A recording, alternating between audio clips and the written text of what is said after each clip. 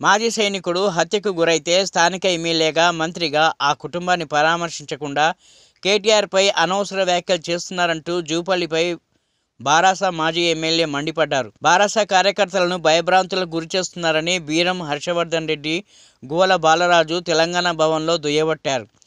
ఆరోపణలు ఎదుర్కొంటున్న వారిని మంత్రి కాపాడుతున్నారు కాబట్టే బాధిత కుటుంబాన్ని పరామర్శించలేదని విమర్శించారు. నిందితుల కాల్ డేటా బయటపెట్టి కఠినంగా శిక్షించాలని డిమాండ్ చేశారు. మల్లేషన్ ex serviceman BRS party కార్యకర్త యొక్క హత్య మరి రాజకీయ హత్య కాకపోతే స్థానిక శాసనసభ్యుడిగా, మంత్రిగా ఉన్న నీవు కనీసం ఆ కుటుంబాన్ని ఎందుకు పరామర్శించలేదని చెప్పి అడుగుతూ ఉన్నాం.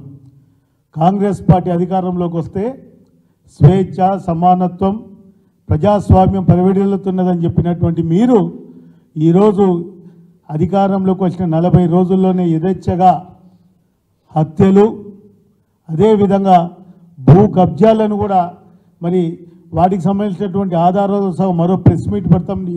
కుల్లాపూర్ నియోజకవర్గం యథేచ్ఛగా జరుగుతున్నటువంటి మాట వాస్తవం కాదా అని చెప్పి అడుగుతూ ఉన్నాం.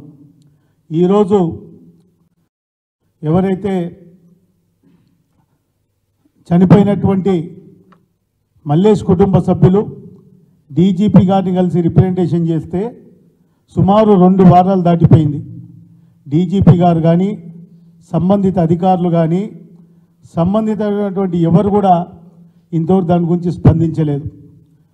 మా కేటీఆర్ గారు ఏమడినారు, అక్కడ జరిగిన హత్యకు ఆ గ్రామానికి వచ్చి ఆ కుటుంబాన్ని ఆదుకుని 5 లక్షల రూపాయల ఆర్థిక సాయం చేసి ఆ కుటుంబానికి అండగా ఉంటున్నామని చెప్పి మరి ఈరోజు ఆ కుటుంబానికి భరోసా కల్పించారు కేటీఆర్ గారు. మరి స్థానిక మంత్రిగా కనీసం హత్యను ఖండించకపోగా ఆ కుటుంబ సభ్యులతో ఎవరైతే ఆరోపణలు చేస్తున్నారో ఆరోపణలు చేస్తున్నటువంటి వ్యక్తులను రాష్ట్ర సచివాలయంలో మీ పక్కన కూర్చోబెట్టుకొని మరి నిస్సిగ్గుగా ప్రెస్ మీట్ మాట్లాడడం, మరి ఇది ప్రజాస్వామ్యంలో ఏమంటారో ఒకసారి జూపల్లి గారు సమాధానం చెప్పాలి. ఈరోజు కనీసం వాళ్ళని పిలిచి విచారణ చేయలేదు. పండుగ పూట ప్రెస్ మీట్ అని బాధపడినావు.